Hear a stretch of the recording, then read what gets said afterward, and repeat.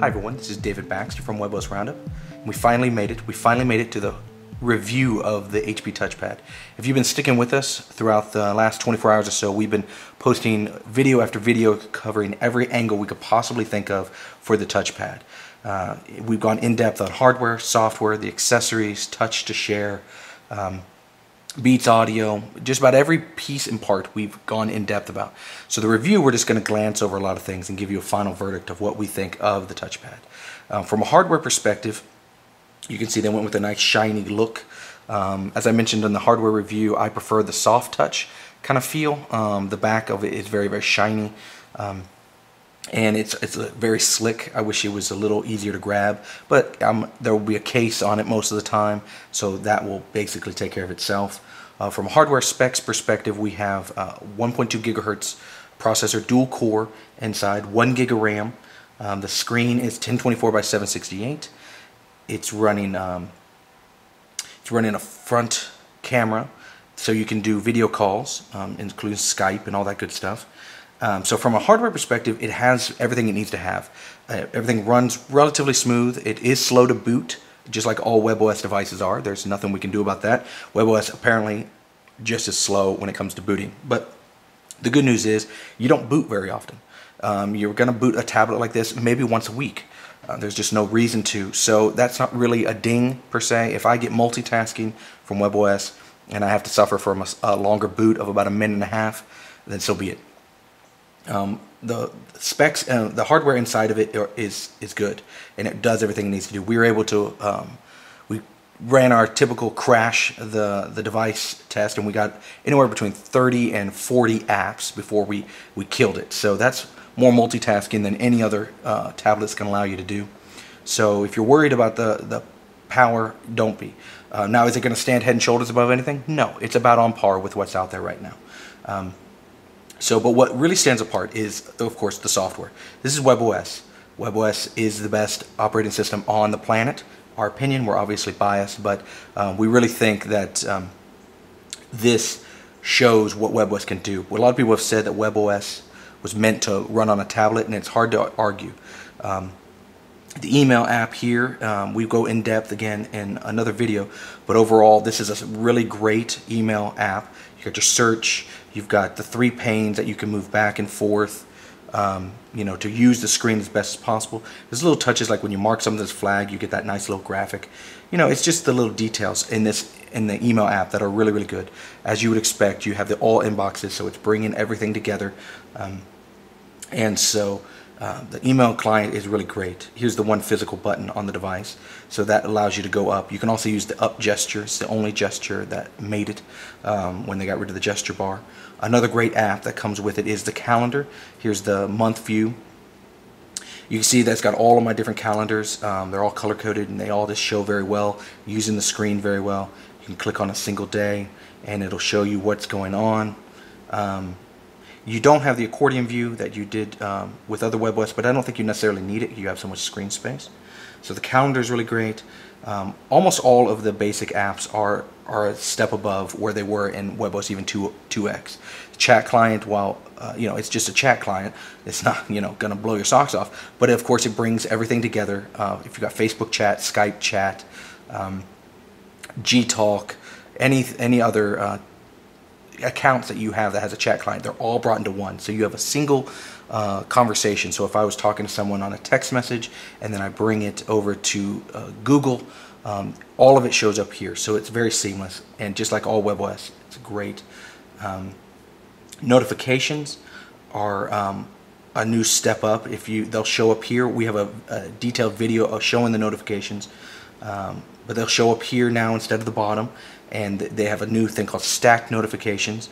Recommend checking out our video to see that in depth in our software dive that we did, deep dive. So the notifications are great. They're blowing away anything. They already were better than anything else, and I think on the touchpad they take it up a notch. One of the great things about reviewing the device is HP brought us a pre-3 to show off touch to share. And we go again in depth about this in another video, but I wanted to give a brief overview of it. So what what touch to share basically allows is there's a coil in here, there's a coil in there. If I have a web page, which I have webOSroundup here, I can tap the shield here onto that physical button and you'll see the web page transfer. Now that's a neat trick. I think it's great, and I think that'll be very useful. But what really is the key to touch to share is once these guys are linked, once the pre-3 and upcoming webOS devices, it's not just this guy, but currently it's only him, but it's going to be a lot of more devices. So, but once these guys are linked using Bluetooth and the coils, if I get a phone call here, I can answer it on the touchpad. And I think that's a huge advantage. This guy can be sitting on the charger. I could be upstairs as long as I'm within range of Bluetooth, which varies. You know, I've been able to go just about anywhere in my house. But I can answer the phone here using the speakerphone and microphone that's built into the touchpad. I can answer it and do whatever I need to do. And if I get a text message on the pre-3, it will come through as well. And I can respond to it and through my chat client just like I would any other message that came in, Google or whatever. So I think touch to share really takes it to another level. Right now it's a little niche because you have to have these two devices. It is locked to webOS. No other devices will allow it. But I think as this grows and this becomes the standard, you're going to see a lot more devices doing this sort of thing. I think this is going to be the next thing that all the operating systems steal from webOS. The next thing we're going to talk about is the web. This is a WebKit browser, and it looks great. It loads pretty quickly. It's not the fastest browser in the world if we're going to do speed tests on it, but it is fast enough for everyday usage by any measure that you can use. A lot of it depends on your connection, of course, which this is a Wi-Fi only connection. But you can see it moves pretty quickly. Everything is pans and zooms just like you would expect. Everything gets very crisp even when you're getting super close up. This is a great browser. With this much screen space, you can show just about any site you'd want to show. But the real magic, as it were, is the fact that it uses Flash. Not only does it use Flash, but it uses Flash really well. It's got Flash 10.3 beta on it. I've got this mood stream by Getty Images in here, and you can. There is no plus sign or a big play button that was in the old webOS versions. You just start going, and it starts to work, and it moves, and everything looks amazing.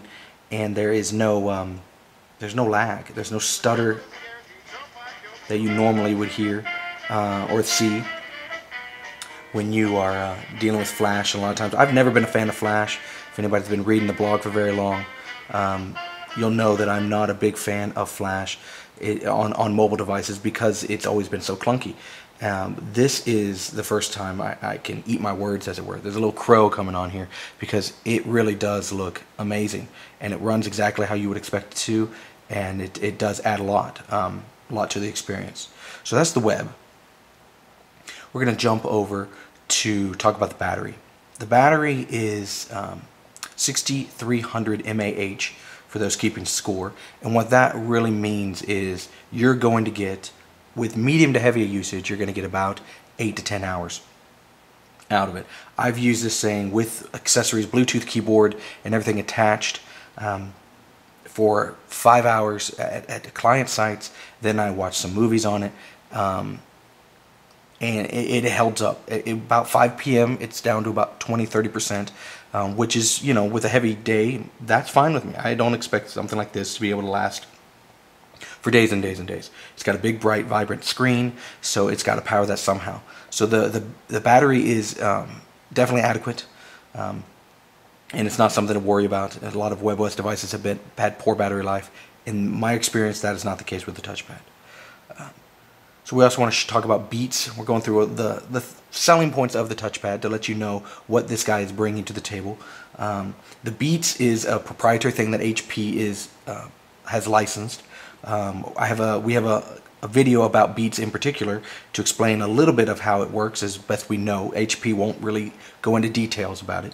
But essentially there are stereo speakers. They are not Beats brand speakers, but there is an audio engine inside of the touchpad. It has to do with the microphone 3.5mm headphone jack.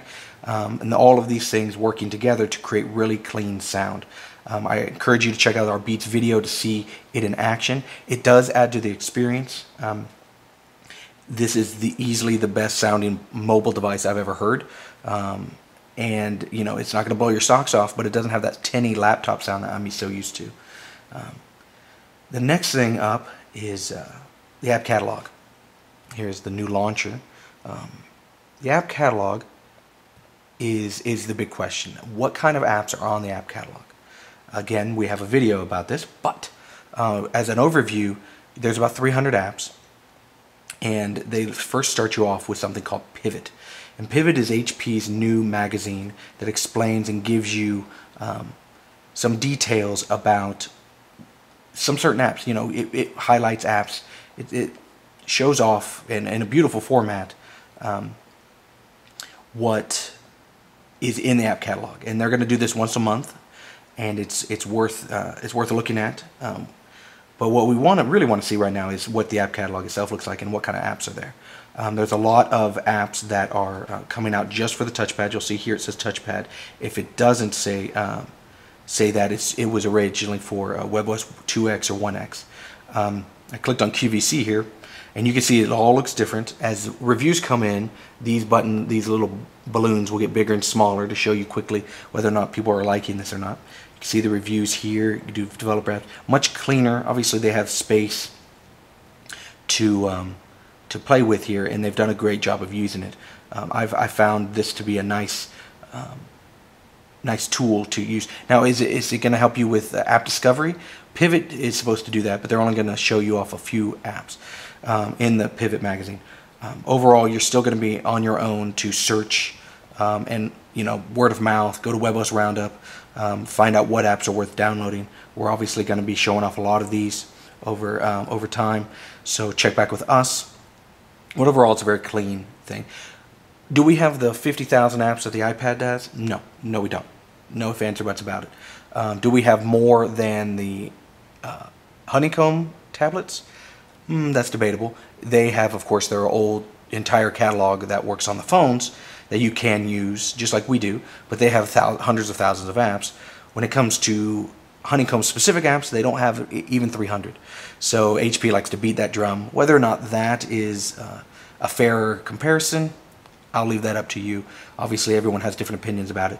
When it comes to what is on there, you'll see a lot of iPad ports, lots of games that were either bumped up to that were on the phones and have an HD version. You'll start to see, like, here's Angry Birds HD. You have Paratrooper, which is one of our favorite games from the 1X days. You see all the Hexage games, but you also start seeing some games that come straight from the iPad, and for the most part, you know, they're good. I haven't played a whole lot of them. I do want to play Big Boss here, I have to say. I haven't bought that one yet, but the ones I have played, they play well. And of course, Angry Birds. I'll load that up for you here. The games look great. They play great. They're fun. They're exactly what you expect them to be. They're the HD versions. So this isn't anything revolutionary. You've seen these before. But it's, let me skip past the birds. They're always, oh no, I reset the device. I was going to show off the Angry Birds. That's okay. We've all seen that. We have 300 apps, approximately, according to HP. 300 apps that are coming out. Is that 50,000 plus like the iPad? No. There's no comparison. If you are into the long tail, then you really, you know, you need to get an iPad. I don't think there's any other way around it. But if you're looking for quality apps, there are quite a few here. And I think a lot more coming. I think once HP really puts their muscle behind this, I think we're going to see the floodgates open. Maybe I'm optimistic. Not sure. Here's hoping. Because, you know, we got a lot of great developers out there, and there's a lot of people with interest. And just like there was with the original Palm Pre, so this is kind of the relaunch. We'll hope that HP can capitalize on them. So, okay, so that is the app catalog. So now it's time. We've come through everything. We've shown off all the goodies in extraordinary detail throughout over an hour. So what is our opinion of the touchpad? Well, as you might have guessed, we do like it. We are obviously biased. We love webOS, so any device that webOS is on, we're going to be fans of. But in its own right, the HP touchpad does stand on its own. It's a quality piece of tech. It's priced right competitively with every other tablet, $499 for 10-inch tablets. That's about standard. Does it beat the iPad? We have a long article about that very subject, and there are reasons to get both. If you are looking for the long tail, as I mentioned, get the iPad. If you're looking for the fastest tablet on the market, get the iPad. But if you're looking for something that makes you more productive and use really stellar apps, the core apps, then the touchpad is great. And I think it spanks any Android tablet on the market. It doesn't have the feel like a computer just in a smaller box that Android always gives off. Honeycomb's a nice operating system, but it doesn't touch webOS. So if you're looking for something that can charge wirelessly and have no wires at all, try the touchpad. It's got some amazing stuff. The touch to share stuff is amazing. We are big fans. We are excited to see where HP is taking this. The rumored 7-inch tablet that's coming up and hopefully later this summer. I think it'll be great to put that in the stable. I think that HP is really taking webOS to another level, and I think the touchpad is a good example of that. So we encourage you to try it out in the stores. All the stores a lot of stores, Walmart and such, are having live demo units. So get your hands dirty, see what webOS is all about before making your decision. I definitely think it's gonna spank any other tablet out there. The only other question is whether to choose the iPad, and as we said before, there are reasons to get both. So keep your eyes open, and you'll probably find the touchpad wins. This has been David Baxter from webOSroundup. Thanks a lot. Bye-bye.